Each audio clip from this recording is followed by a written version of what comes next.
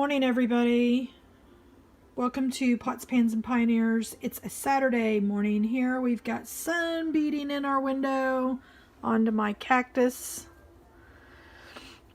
my Christmas cactus that I need to replant this spring. But I am going to be making some mini sausage quiche, and I'm going to use eggs from our chickens outside, buttermilk, these puff pastry shells you can buy in the freezer section of the grocery store. These are the kind you fill. They're not the sheets, but I'll explain how you could do that if that's all you had or that's all that your store carried. Okay, so the first thing we're going to do is we're going to cook our sausage. And I'm using about a third of the complete tube of regular sausage. You can use more sausage if you like more in your quiche, absolutely. This is part of what I'm doing. I don't want, to be overpowered by sausage, so I'm going to use. So what we're going to do is we're going to cook this down. And you want this to be a crumble. So we're going to get this to be a crumble. We're going to cook it all the way down, and while we're cooking it, I'm going to season it up a little bit to give it just a little bit more a punch of power. And I'm going to do that with some garlic powder, some onion powder,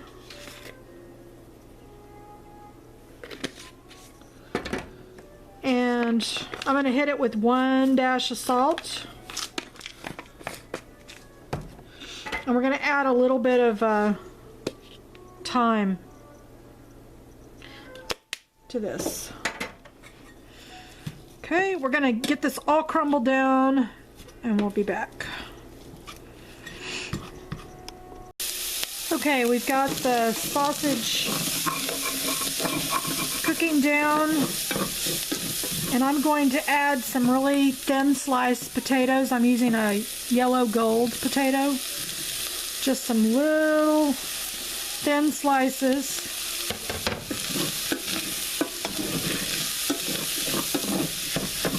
If you have raw onions and you want to add raw onions, this is the point in which you would do that.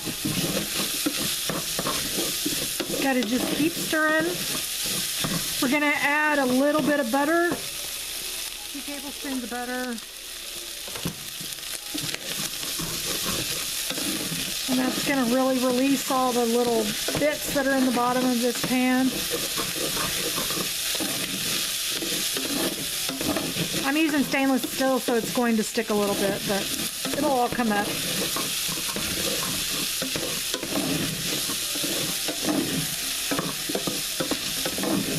And the butter's just going to help keep the moisture of those potatoes, and they won't dry out. When you bite into them, they're going to be moist.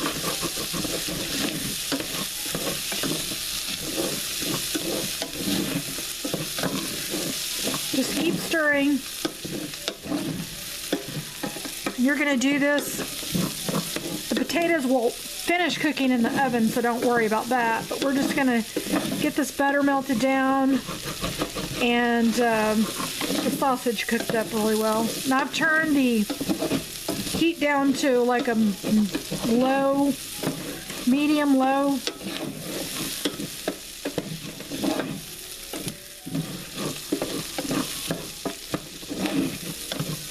Smell the garlic and the onion powder and the sausage. All right.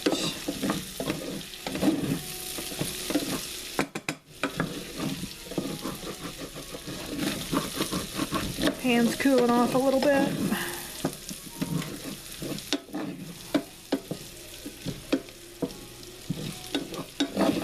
All right, we're going to turn our stove off.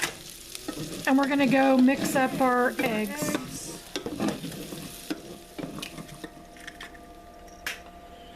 And we're going to add a little bit of buttermilk.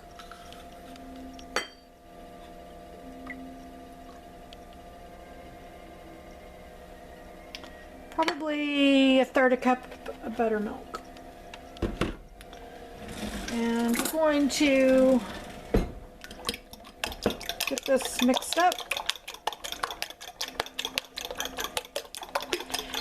And if I didn't mention it, make sure your oven is going to preheat to 425.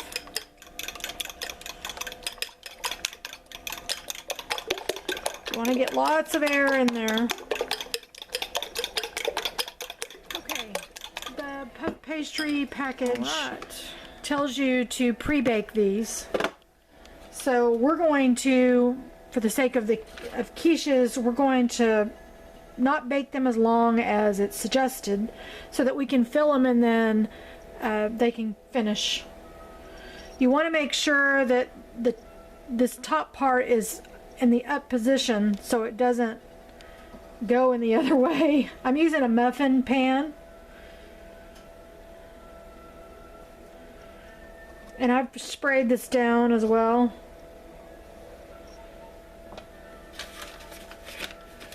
And there's 6 in a package, so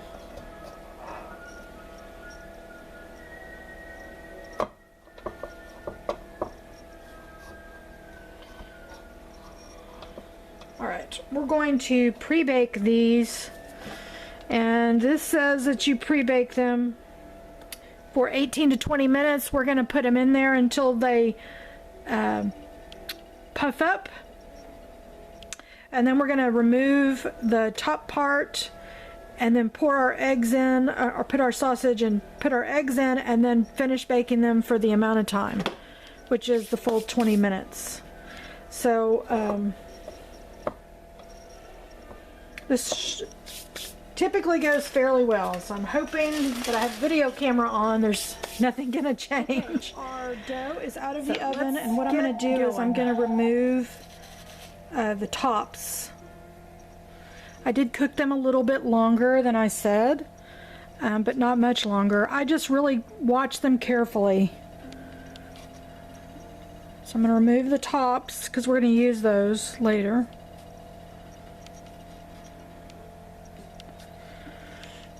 Tempting to eat them, but I know I shouldn't.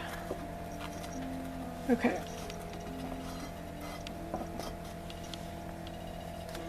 Okay, so now we're going to take our sausage and potato, and we're going to fill each cup. And it will overflow on you. That's why I'm using this muffin tin. I try to get it all in there, but it's going to fall out anyway. Let's just look to make sure. Yeah, these aren't that brown on the bottom, so they're going to be okay. We turned the oven down to 350, and I'm letting it, it's going to tell me when the temperature's dropped. I'm going to hear a beep in a minute. It's going to say when the temperature has dropped to 350. I'm going to overfill a few of these just because I don't have much left.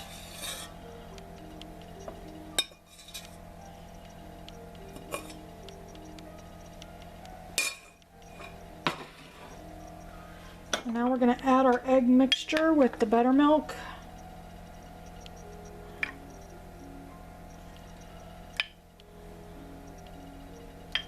I'm taking 1/4 of a cup measure and I'm just pouring it in.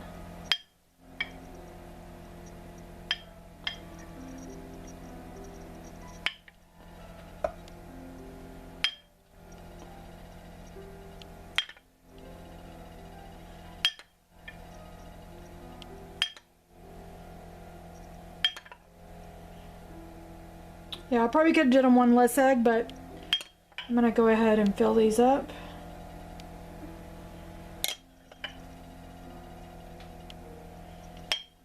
Alright. We're going to bake these for about 12 minutes. I'm going to check them again. I'm watching the oven. I'm going to check them at 12 minutes. And I'm going to watch to make sure these, don't get too overdone. But they should all puff up and be like a muffin, like an egg muffin. So we will be back when I grab them out of the oven. I'm going to take some sliced Velveeta cheese. And I'm going to fold them and forks. This just really makes it delicious. I will top them with a shredded cheese. But I'm just going to put a little bit of Velveeta cheese on the top of these before they go in the oven. And the creaminess of the processed cheese will really be really creamy inside the looks like they turned out beautiful. I'm going to put some shredded cheese on them and let them sit here and cool down as they're cooling down. And melt some of that cheese.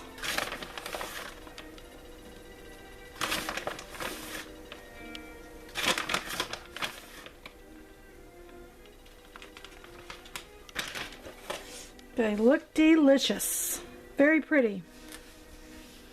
Now I'm going to take the tops, put them back on.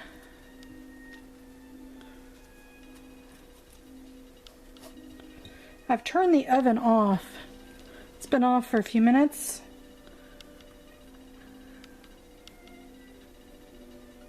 But I was thinking about putting them back in and letting the cheese kind of melt a little bit, maybe 2 minutes. Of the muffin tin. Let's do that. A little plate here, a little fork. Let's see how easy they are to get out.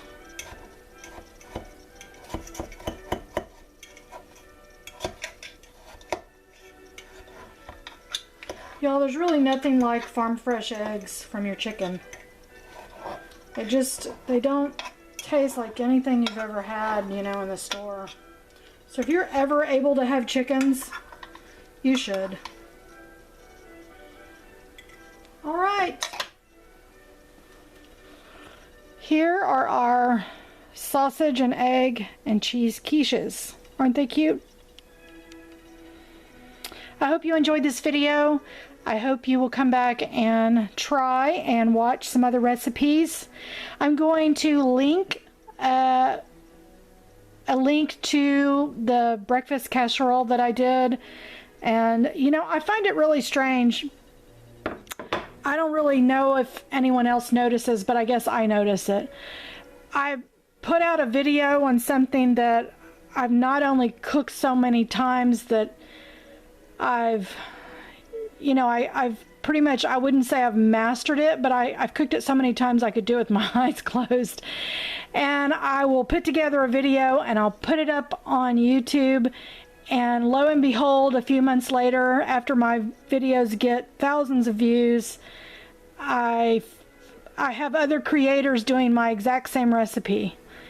And it's not even an alteration. They don't even try to come up with a spin of it on their own. They use the exact same recipe. And many times they copy everything I say, which I think is just so odd. I mean, if you're a creator, take some time to be creative and come up with your own content instead of trying to come up with what's trending recipes and copying somebody else. I look to make sure every single time I put up a video, I look to make sure that it's not what everybody else is making, so that there's a variety of recipes on YouTube for all of us.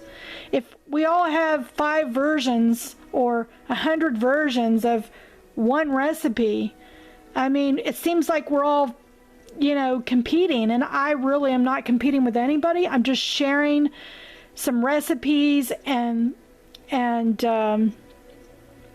you know, farm ideas, homestead ideas, and things here on the farm that I think I want to document for my own personal legacy. So anyway, I just think it's odd that, you know, this morning when I was looking at all the different recipes that have come out over the last 30 days, I just noticed over and over the breakfast casserole, the banana bread that I did. One lady copied it even duplicated everything I said in the video. And I did report all this stuff to YouTube, but it's frustrating, you know. So anyway, I'm going to keep a positive attitude about it, and I just know I understand that it's probably flattery, not unintentional flattery. But anyway, I hope you guys will try this recipe. I hope this will surprise, and your family will get lots of enjoyment out of it, just as much as we do. And find somebody to bless in your life, and I will see you guys on the next video.